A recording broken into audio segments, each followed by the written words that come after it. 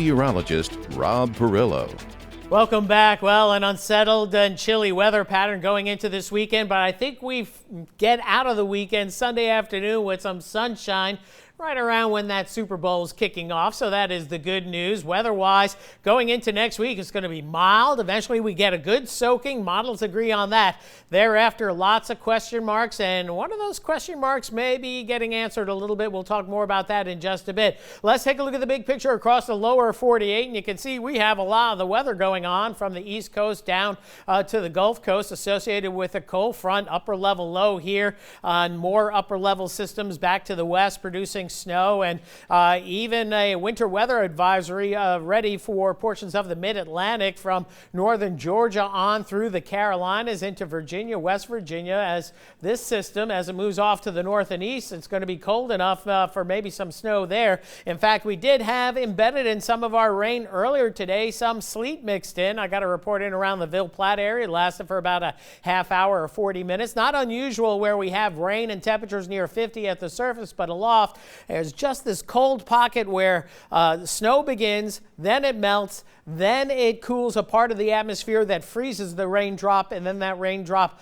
or ice pellet falls through an atmosphere that is actually milder, and that's what we saw today. Mostly showers for most of us, and again, the showers continue from Jeff Davis Parish on through, we'll say, into Acadia Parish. We'll come back to Jeff Davis Parish, show you the showers around the Welsh area. Raining pretty good around Church Point, certainly at the Sunset area, Grand Coteau, Opelousas up through Krotz Springs, Palmetto as well, seeing some shower activity. And not much going on in Lafayette, and then we see another band of showers down toward Delcambre, Erath, streaming over toward New Iberia, just north and west of New Iberia, toward the Cade area and south of St. Martinville, and then out on into the basin.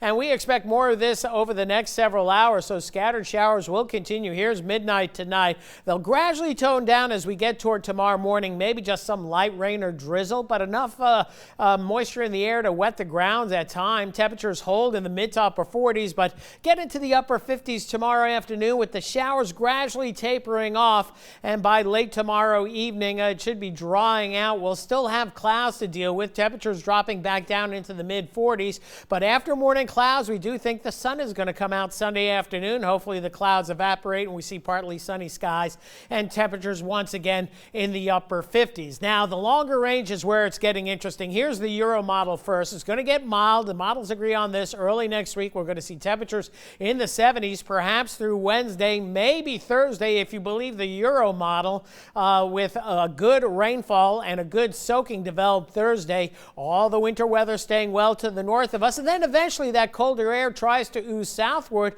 but the main impetus of this Arctic air staying generally north and west of Acadiana, with the best push coming in Sunday, Monday of next week. But the European model never gets us below the freezing mark, at least through the next 10 days. We're going to get close. We'll see how that plays out. Meanwhile, the GFS is all in on an Arctic plunge, and as we get to Thursday, you'll see that rainy weather once again, but this is the latest GFS model, just came in during the commercial break. Winter weather to the north. The threat of winter weather seems to be diminishing, and then the colder weather coming in for Friday. The earlier run had temperatures in the upper teens Saturday morning. This one in the mid-20s with a feels-like temperature of 13, and this is the numbers I kind of went with as for our long-range forecast. We get above freezing for Saturday. Don't see a big winter event, but it's going to be cold enough for some winter precipitation. We'll see how it plays out with maybe a wintry mix going into the following week. So a taste of winter on the way. The question is how cold, and we're still not decided on that.